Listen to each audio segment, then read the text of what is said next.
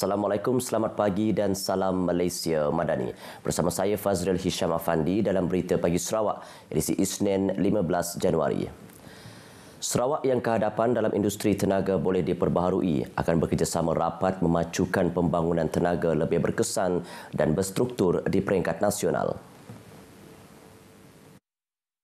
Menurut Premier Sarawak, Datuk Petinggi Tan Sri Abang Johari Tunopeng, pembangunan dunia berhubung kait dengan tenaga seperti mana pengenalan tenaga steam suatu ketika dahulu dan seterusnya ke sumber minyak fosil.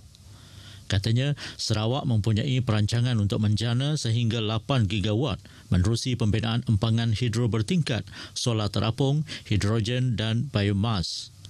3 lokasi telah dikenal pasti bagi pelaksanaan empangan hidro bertingkat iaitu di Sungai Gad di Kapit, Sungai Tutuh di Baram dan Sungai Belaga. Ini akan memberi kesan kepada pembangunan serantau terutamanya kepada Sarawak sendiri dalam usaha menawarkan tarif elektrik yang kompetitif kepada pelabur. Saya yakin bahawa masa depan kita adalah cerah dengan menggunakan teknologi yang terkini dan kita memberikan fokus dalam pembangunan tenaga ini.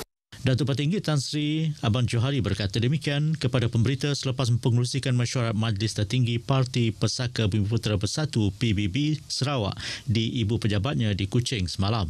Menerusi mesyuarat tersebut, PBB katanya akan membantu kestabilan politik negara dengan pendekatan politik lebih rasional agar negara stabil dengan tumpuan kepada pemulihan ekonomi negara yang disifatkannya mempunyai ramuan dan kekuatan untuk maju.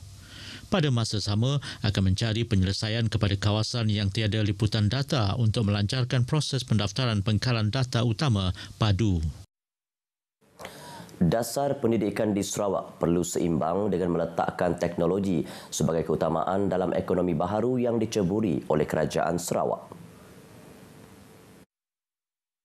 Premier Sarawak Datuk Petinggi Tan Sri Abang Johari Tunopeng berkata, dilema pengangguran dalam kalangan lepasan universiti disebabkan pemilihan kursus pengajaran yang tidak sesuai dengan ekonomi baharu hingga menjadi tanda tanya kepada semua orang. Jelasnya, terlalu banyak pelajar menceburi bidang sains sosial pun susah juga kerana ia mencipta graduan yang menganggur. Justru itu, katanya, maka dasar yang diambil ia perlulah seimbang dan meletakkan teknologi sebagai bidang yang diutamakan. Beliau berkata demikian dalam sesi Town Hall 7 tahun bersama Yang Amat Berhormat Premier Sarawak. Premier Sarawak menyeru agar para pelajar menceburi bidang berhubung kait dengan ekonomi baharu apabila pendidikan tertiari diberikan percuma kepada anak-anak negeri ini pada tahun 2026. Dalam pada itu, beliau menambah belia juga diberi perhatian kerana Sarawak memerlukan mereka untuk pembangunan negeri ini pada masa hadapan. Oleh itu, mempunyai satu dasar memperkasakan golongan belia dan salah satu caranya adalah melalui pendidikan. Ujarnya lagi, belia Sarawak mempunyai harapan yang cerah selepas tahun 2030 disebabkan asas kuat berdasarkan ekonomi baharu yang telah dibina oleh kerajaan kini. Sejumlah 800 juta ringgit telah disalurkan untuk pelaksanaan agenda pembangunan di kawasan Engkelili. Timbalan Premier Sarawak Datuk Amar Douglas Ugah Anak Embas berkata, ia selaras dengan komitmen kerajaan Gabungan Parti Sarawak GPS untuk menjaga kesejahteraan rakyat Sarawak.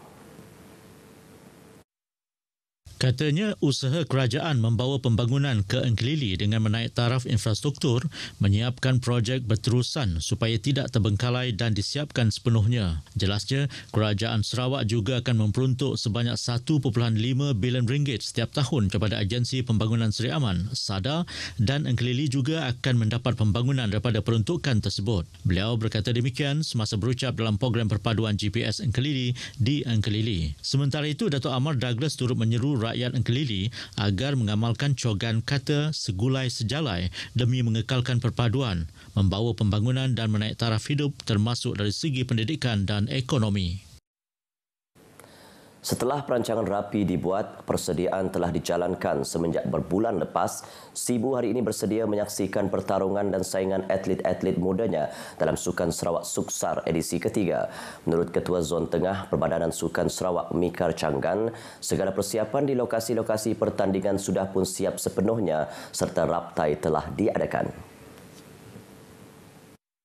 Suksa edisi ketiga akan dirasmikan petang ini oleh Datuk Seri Abdul Karim Rahman Hamzah, Menteri Belia, Sukan dan Pembangunan Usahawan. Hujung minggu ini tadi, seramai lebih 1,200 orang atlet dan pegawai telah pun mendaftar masuk ke perkampungan Suksa di Desa Sanyan College Laila Taib di Sibu.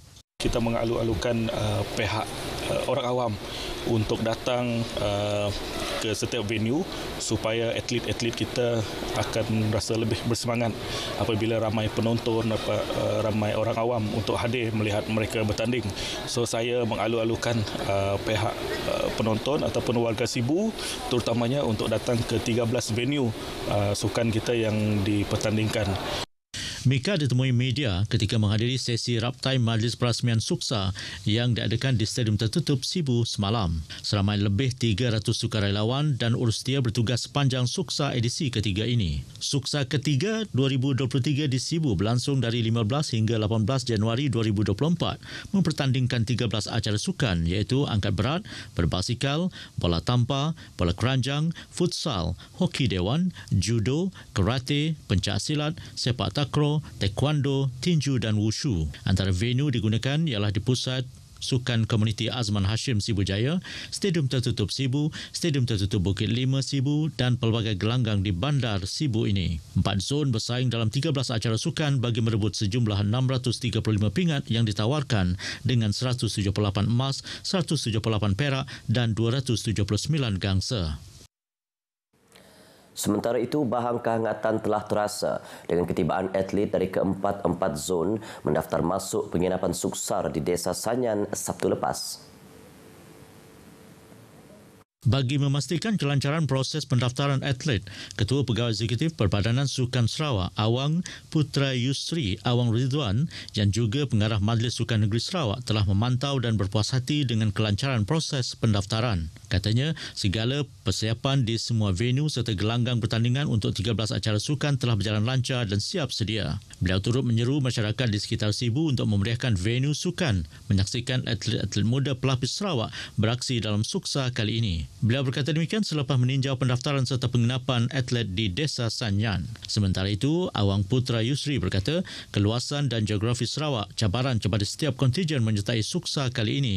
Namun begitu, setiap kontijen komited menghantar atlet mereka bagi menyerlahkan bakat dengan harapan dapat mewakili Sarawak pada Sukma nanti. Harapannya agar para atlet menggunakan peluang ini menonjolkan bakat masing-masing untuk diketengahkan di peringkat Suksa atau Sukma. Ketibaan Tahun Naga bagi masyarakat Tionghoa tahun ini terus disemarakkan dengan pelbagai aktiviti dan program yang dapat memupuk dan menyemarakkan lagi semangat harmoni dan kekeluargaan.